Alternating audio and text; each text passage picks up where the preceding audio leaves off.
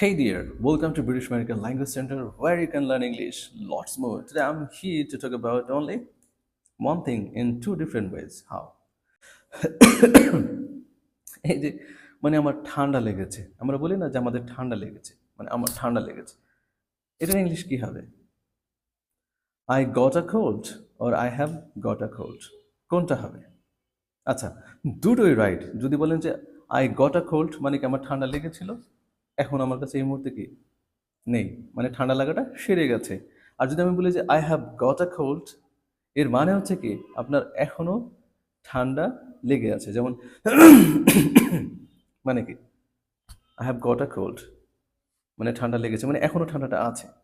তাহলে অতীতের জন্য বলবো আই গট আ কোল্ড, আর এখনো আপনার ঠান্ডা লেগে আছে, যেমন আমার এই মুহূর্তে I have got a cold, I've got a cold.